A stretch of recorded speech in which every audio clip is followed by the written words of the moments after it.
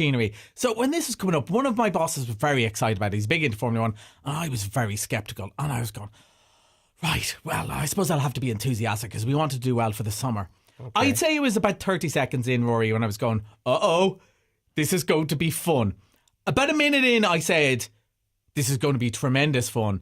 Now I'm pretty sure it mightn't be the best movie I see this year, but it's probably the most fun. And Rory, this movie, in terms of spectacle, this movie is made for you, right? Some people said is it not just Top Gun Maverick, with cars? As if that's a bad thing, Rory. Top Gun Maverick was great, and it's all the same. And from the same director. It's from the same director. And a lot of the same ingredients. A movie star who does not look like he's in his 60s. Absolutely cooler than cool, which is exactly what you need for this role. Young, handsome, rookie. Will he get involved? Absolutely brilliant soundtrack with some new music and lots of 80s and 70s bangers, right? Absolutely. The movie starts off with Brad Pitt looking cool and a whole lot of love playing, and I'm going, I am there, man. Sold. I am sold. The racing scenes are absolutely brilliant. They do enough techno babble for people who do love their Formula 1, and fair play to them if they love it. I just don't want to hear it. But it's just the right balance of, that's interesting. There's Lewis Hamilton. There's Max Verstappen.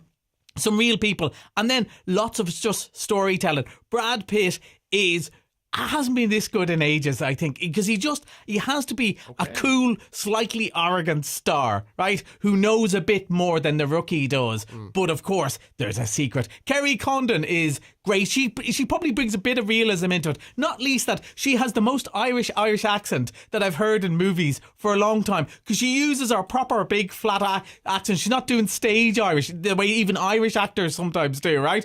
And you suddenly go, well, it's this international crew. There's a guy from Denmark. There's a guy from France. Why wouldn't there be a bit, somebody who sounds like they're from Offaly in the middle of it going, how are you lads? Right? But which probably sounds really exotic when you're watching this in China in the same way the other accents do, But it's just the action scenes are brilliant. The little movie club I run, like there's a variety of people. There was a load of younger people who, bad into Formula 1, went to see it and loved it. Some of the older people, there's a retired group I work with, went to see it. They thought it was the most fun movie they've seen in cinema. And usually they just go and see the arty stuff. Mm-hmm. It is just the most crack, and on the biggest screen possible. Now, of course, Rory, we were talking about advertising, and you would expect people to say this. I work in cinemas. I'm always going to say this. But seriously, you gotta see how big and loud the cars are. And as they zoom in, and because they did the same thing as they did with Top Gun, where there's a camera, look at you at the point of view of the camera. To see that on the big screen, you were transported there. The only thing I would say is take 10 minutes before you get in the car to drive home so you don't get any points on your licence, because you're going to be so revved up after this. It is so much fun. Probably not a good idea to go and watch this if you suffer from motion sickness or anything. No, or it might cure you. It might be the one that you go, well, it'll never be that bad again in the car. But I think, staring at... Usually when people get motion sickness, they don't get to stare into Brad Pitt's eyes for half an hour afterwards, which I imagine would cure a lot of the people of it. Everyone is gorgeous. The music is great. And of course, it's all, exotic locations, we're, because they're all the Grand Prix, each week they're going to a new one. Obviously, about 2 hours later, I thought of the story and went, that would never happen. But it didn't matter, because it took me 2 hours, because I was so immersed in the world, enjoying it so much. It's just... as I said, it's the most fun movie this summer. I'm really looking forward to it. I think that's something that has been sort of missing for the last year. Fun. Just a film that's not afraid to have fun, not afraid, doesn't take itself too seriously. No, not at all. And just... It's saying you're in on the story, you're in on the joke. Of course, this bit probably wouldn't happen, but it doesn't matter, because it's pure entertainment. And you said about the summer, we're 50 years since Jaws, right? And maybe that's what, that's the movie that changed Blockbusters, because, the movies of the 70s, there was plenty of entertaining stuff, but the idea of a summer blockbuster of just sheer pleasure and enjoyment, Jaws changed the movie, and 50 years later, Formula 1 is doing the same thing. It's saying, look, we'll worry about Oscars and stuff and other times of the year. I saw, there's loads of absolutely amazing movies I've seen this year that are awards worthy, but not everyone's going to like them. This is saying, it's the summer. You've worked hard all year. Come buy some popcorn, enjoy yourself. It is perfect. I'm pretty sure everyone listening, even those who go, I don't usually like that sort of movie, or I don't like Brad Pitt, or I don't like her, is still going to enjoy this movie. Okay. It is as guaranteed an enjoyable time. And I wouldn't mind the fact that it's 2.5 hours long and I'm raving about it like this shows you how enjoyable it is, because usually I moan about long movies. It's so much fun. I thought it was about an hour and a half. Brilliant. Because that's how much fun I was having. Highly recommend it. Please go and see it. Formula One, the movie. Yeah. From Joseph Kosinski. Yeah. Joseph Kosinski as director and starring Brad Pitt. Lots of fun. That's in theatres when? It's out right now. And it's only a PG as well. There's a bit of mild swearing. It's only a PG, so loads of people can go and see it. Okay. It's great. Okay.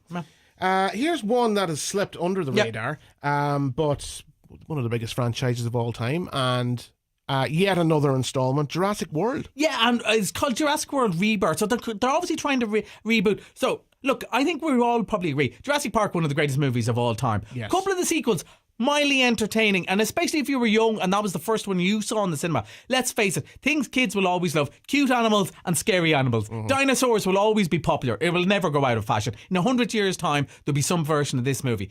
But the Jurassic World movies were a bit self-indulgent. Do you know what you were saying about taking themselves too seriously? I thought they did do that a bit and didn't do enough. Let's have the dinosaur chase us. There was a bit more about, DNA and all that sort of stuff. No, Steven Spielberg had it right. Those bits were in the story. But what do we remember? We remember the glass of water shaking. We remember the kid climbing the fence and the electrocution. All the action scenes. There's always a fine balance of grounding it in some sort of reality, but then have some fun. Roller coaster. Yeah. Yes. Now, from what I've seen of the clips, this opens on Wednesday, so I haven't seen it yet. So Scarlett Johansson is the star of this. And I'd also like to think she is a very big star. So if it was just a let's keep the franchise going boring movie, I would like to think she wouldn't have taken it. She doesn't need the money. She could get the money elsewhere, that they gave her a script and said, this is going to be a lot of summer fun. So they're back on an island. So the dinosaurs are there. They need to go and retrieve something, which is a pretty standard story. Yeah. But that can be fun. Lost in an island, scary dinosaurs running around. Good crack. So it'd be interesting to see, will this be in the shot in the arm? Will we get 3 or 4 more? Or is this just like flogging the dead Triceratops? Well, yeah, this is the thing now, because, we had the original Jurassic Park trilogy. Yeah. You had the original, great. Yeah. Follow-up, okay. Entertaining. Well. Third one, pretty poor. Then it went into a sort of a lull for 14, 15 years anyway. And then with Jurassic World. This renaissance, and I thought this is never going to work. This is never going to happen. It was huge, bigger than the original. It was everywhere. Yeah.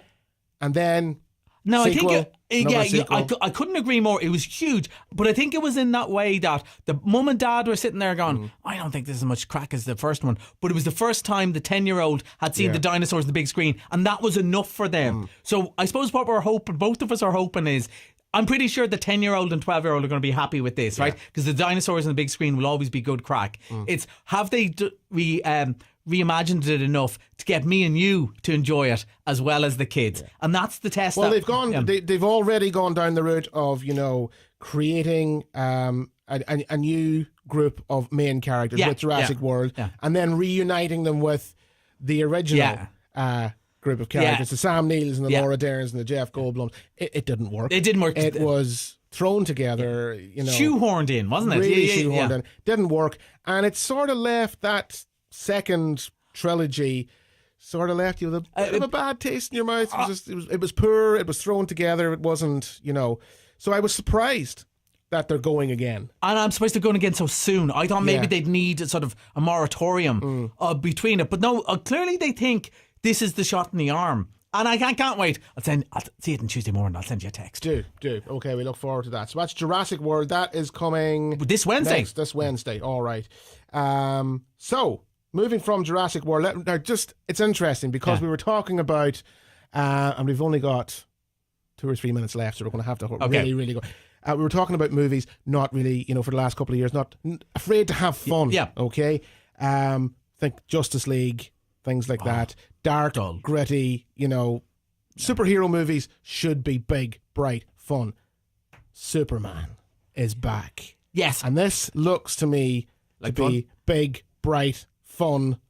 Yeah, well, Crypto the dog is part of it, so you can't go, how dark can it be? And here's my second controversial statement that I was running about. There hasn't been a good Superman movie since 1981 with Superman 2. Superman and Superman 2, great fun. I even had the figures and all that. All the others either were too silly or a lot of them, exactly what you said, too dark, too serious, too much about, America's place in the world and all that. No, I want to believe a man can fly, Rory. Do you think this is the one to bring that back, just to be good fun and joy?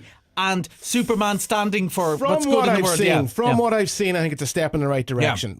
Is it going to be up there with Richard Donner's Christopher Reeve, the original? No, it's not. Of course it's not. Also, we're not 10 anymore. And, I think that is probably one of the closest examples you'll find to a perfect movie. You think to the original.